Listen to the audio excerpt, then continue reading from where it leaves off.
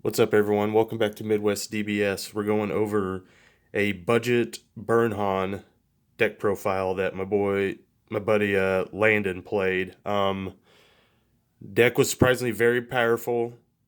Uh, I have not felt that much pressure on turn one and turn two for a long time, even without the U3 engine. The amount of basically this deck doing free plays and restaining energy to do more plays was insane. It has a couple weaknesses. Any of your Mass Saiyans, the new Mass Saiyan that can basically send a total cost of 6 from the field to the warp. The old Black Mass Saiyan that did it 5 or less, or Kami.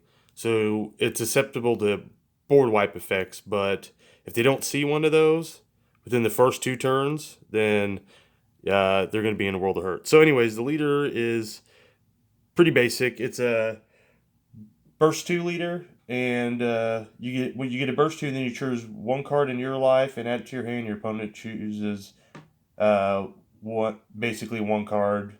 It deals one damage to them, and it goes to their hand. But your opponent has to have 5 or more life to do that. So once they get below that, you can't do that effect. And then when it awakens, it is a draw 2.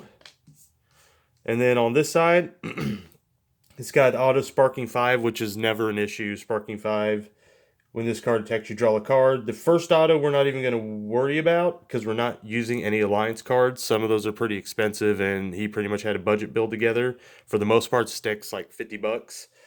But the activate main, once per turn, Sparking 5, you choose 3 cards in your hand and place them in your drop area. Choose all your red and green battle cards, and then the leader, and they all get plus 10,000 power for the duration of turn. So you can use that effect when you're going for game, boost all your battle cards, go for a lot of damage. So the super combo it played was Bulma out adventuring, because this card is really good in this deck. Our leader is red, and what this card does is when you combo with it, let's see, let's just read it. If your leader card is red, and you and your opponent have a total of 8 life or less, when this card is used in combo, draw one card.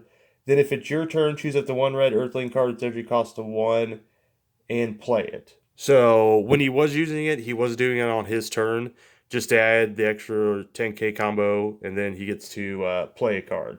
Then activate main, choose one mono red battle card or unison card, and it gains 5,000 power. I can tell you this deck runs no unisons, so it was just giving a battle card 5,000 power. So when he uses it on his turn, he gets the 10k. He gets to activate main once per turn, basically give another additional 5k. He gets to play a free Earthling card that's one drop, and he gets to draw a card. So it's doing a lot. So we'll go into some of the targets that it hits. Dependable Mom Bulma, it essentially costs 1 or comes out for free, and then you can tap this as an activate main to draw a card and give one of your battle cards an additional 5k. So adding more power, doing more stuff. Another target was also Self-Awakeners. This deck wants to awaken really fast, so you'll see it plays a lot. Plays 4 intensifying power trunks, take a life, gets plus 10k, and crit also can be played off the super combo. 3 Fortune Teller Baba, Fortune Seeker.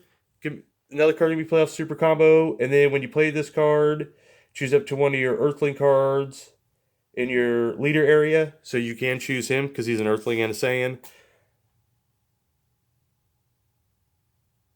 Area or battle, and he gets 5,000 power for the duration turn. And also, when you combo with this card from battle, you get to draw one card and choose up to one of your opponent's battle cards, and it gets minus 5,000 power. So the card will draw you more cards, boost your leader or battle card, and shrink something of theirs or kill it.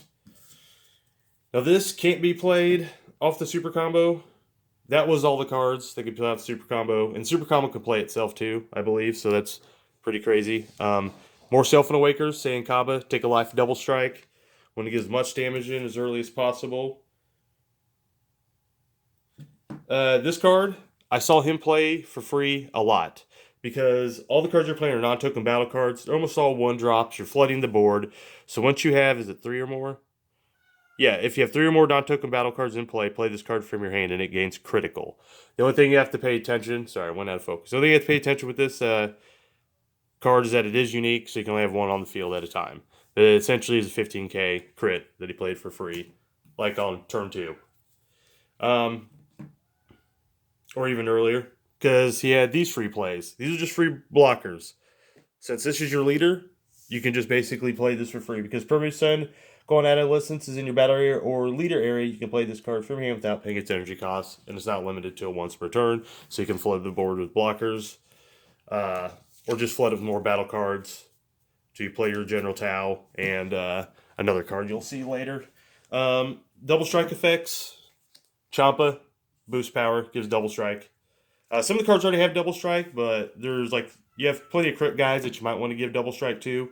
2 Fearless Pans will give all your red cards a boost and your leader and double strike. And it's blocker barrier.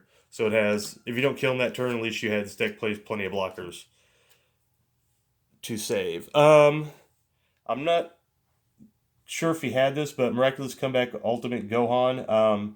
It's a double strike. If you have 3 or less cards, if you have 3 or less cards besides this card in your hand, you can boost the energy cost of this in your hand by 4. So essentially you play it for 2. And when you're going for game with this and you have this in your hand, since you're having to pitch 3 cards, can kind of, if you are holding a higher card count, or if you're just low anyways, then you can just play this. But you could use both these effects. Mainways is a double striker, and when it attacks on an opponent's battle card, your opponent has to take 2 life, and it's 25k, so it's pretty big.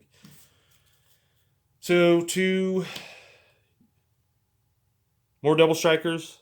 Vegeta, it's just like Kaba, but it's not red, so it doesn't get some of the bonuses, but we needed to add blue for Sensu Bean, basically, to extend plays. Since we are flooding the board with lots of battle cards, we did play Belmod.